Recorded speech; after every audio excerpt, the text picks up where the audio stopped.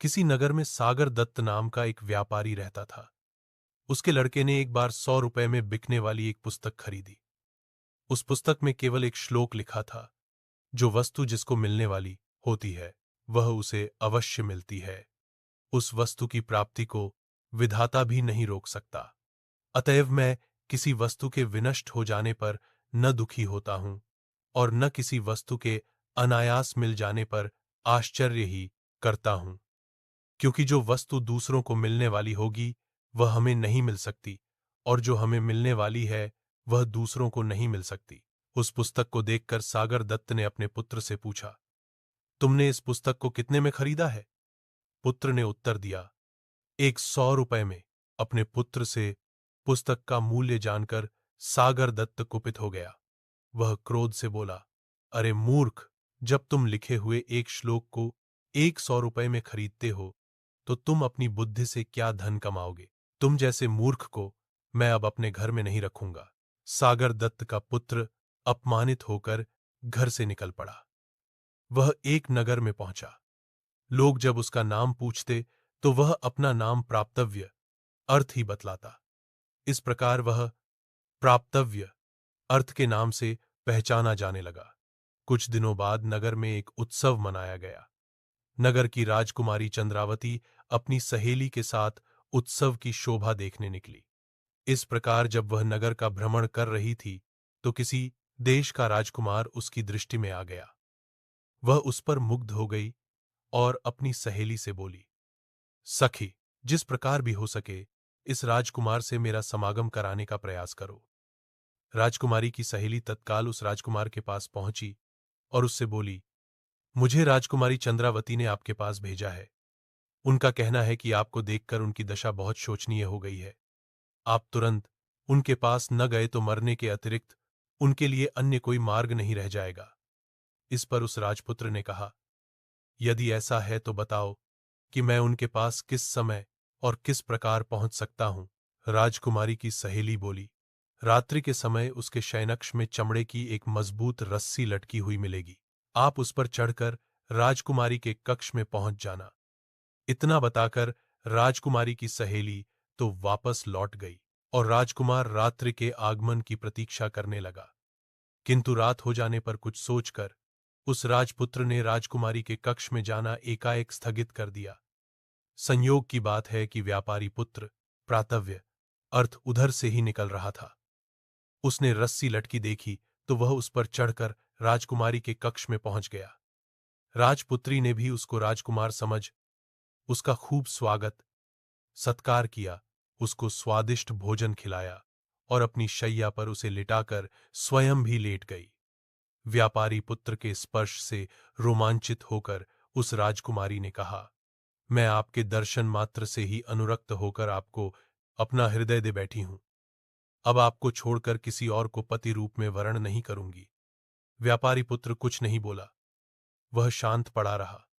इस पर राजकुमारी ने कहा, आप मुझसे बोल क्यों नहीं रहे हैं? क्या बात है? तब व्यापारी पुत्र बोला, मनुष्य प्राप्तक वस्तु को प्राप्त कर ही लेता है। यह सुनकर राजपुत्री को संदेह हो गया। उसने तत्काल उसे अपने शयनकक्ष से बाहर भगा दिया। व्यापारी पुत्र वहां से निकलकर एक जीर्ण शीर्ण मंदिर में विश्राम करने चला गया। संयोग की बात है कि नगर रक्षक अपनी प्रेमिका से मिलने उसी मंदिर में आया हुआ था। उसे देखकर उसने पूछा, आप कौन है? व्यापारी पुत्र बोला, मनुष्य अपने प्राप्तव्य अर्थ को ही प्राप्त करता है। नगर रक्षक बोला, यह तो निर्जन स्थान है, आप मेरे स्थान पर जाकर सो जाइए। व्यापारी पुत्र ने उसकी बात को स्वीकार तो कर लिया, किंतु अर्धनिद्रित होने के कारण भूल से वह उस स्थान पर न जाकर किसी अन्य स्थान पर जा पहुंचा। उस नगर रक्षक की कन्या विनयवती भी किसी पुरुष के प्रेम में फंसी हुई थी। उसने उस स्थान पर आने का अपने प्रेमी को संकेत दिया हुआ था, जहां की प्रातव्य अर्थ पहुंच गया था। विनयवती वहां सोई हुई थी। उसको आते देखकर विनयवती ने यही समझा कि उसका प्रेमी आ गया है। वह प्रसन्न होकर उसका स्वागत सत्कार करने लगी। जब वह व्यापारी पुत्र के साथ अपनी शैया पर सोई तो उसने पूछा, क्या बात है? आप अब भी मुझसे निश्चिंत होकर बातचीत नहीं कर रहे हैं? व्यापारी पुत्र ने वही वाक्य दोहरा दिया, मनुष्य अपने प्राप्तव्य अर्थ को ही प्राप्त करता है। विनयवती समझ गई कि बिना विचारे करने का उसको यह फल मिल रहा है। उसने तुरंत उस व्यापारी पुत्र को घर से बाहर जाने का रास्ता दिखा दिया। व्यापारी पुत्र एक बार फिर सड़क पर आ गया। तभी उसे सामने से आती एक बारात दिखाई दी। वरकीर्ति नामक वर बड़ी धूमधाम से अपनी बारात लेकर जा रहा था।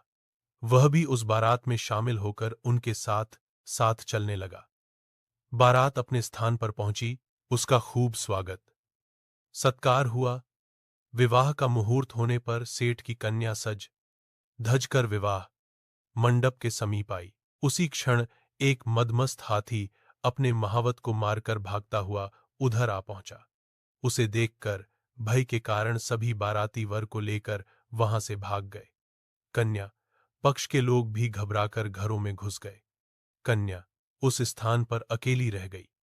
कन्या को भयभीत देखकर प्राप्तव्य अर्थ ने उसे सांत्वना दी। डरो मत, मैं तुम्हारी रक्षा करूंगा। यह कहकर उसने एक हाथ से उस कन्या को संभाला और दूसरे हाथ में एक डंडा लेकर हाथी पर पिल पड़ा। डंडे की चोट से भयभीत होकर वह हाथी सहसा वहां से भाग निकला। हाथी के चले जाने पर वरकीर्ति अपनी बारात के साथ वापस लौटा, किंतु तब तक विवाह का मुहूर्त निकल चुका था। उसने देखा कि उसकी वधू किसी अन्य नौजवान के साथ सटकर खड़ी हुई है और नौजवान ने उसका हाथ थामा हुआ है। यह देखकर उसे क्रोध आ गया और अपने ससुर से बोला, आपने यह उचित नहीं किया। अपनी कन्या का हाथ मेरे हाथ में देने के स्थान पर किसी अन्य के हाथ में दे दिया है। उसकी बात सुनकर सेठ बोला, मुझे स्वयं भी नहीं मालूम कि यह घटना कैसे घटी। हाथी के डर से मैं भी तुम सब लोगों के साथ यहां से भाग गया था। अभी अभी वापस लौटा हूं। सेठ की बेटी बोली, पिताजी, इन्होंने ही मुझे मृत्यु से बचाया है। अब मैं इनको छोड़कर किसी अन्य के साथ विवाह नहीं करूंगी। इस प्रकार विवाद बढ़ गया और रात्रि भी समाप्त हो गई। प्रातकाल वहां भीड़ इकट्ठी हो गई। राजकुमारी भी वहां पहुंच गई थी। विनयवती ने सुना तो वह भी तमाशा देखने वहां जा पहुंची। स्वयं राजा भी इस विवाद की बात सुनकर वहां चला आया। उसने व्यापारी पुत्र से कहा, युवक, तुम निश्चिंत होकर सारी घटना का विवरण मुझे सुनाओ। व्यापारी पुत्र ने उत्तर में यही कहा, मनुष्य प्राप्तव्य अर्थ को ही प्राप्त करता है। उसकी बात सुनकर राजपुत्री बोली, विधाता भी उसको नहीं रोक सकता। तब विनयवती कहने लगी, इसलिए मैं विगत बात पर पश्चाताप नहीं करती और मुझको उस पर कोई आश्चर्य नहीं होता। यह सुनकर विवाह मंडप में आई सेठ की कन्या बोली, जो वस्तु मेरी है वह दूसरों की नहीं हो सकती। राजा के लिए यह सब पहेली बन गया था। उसने सब कन्याओं से पृथक पृथक सारी बात सुनी और जब वह आश्वस्त हो गया तो उसने सबको अभयदान दिया। उसने अपनी कन्या को संपूर्ण अलंकारों से युक्त करके 1000 ग्रामों के साथ अत्यंत आदरपूर्वक प्राप्तव्य अर्थ को समर्पित कर दिया। इतना ही नहीं, उसने उसे अपना पुत्र भी मान लिया। इस प्रकार उसने उस व्यापारी पुत्र को युवराज पद पर प्रतिष्ठित कर दिया।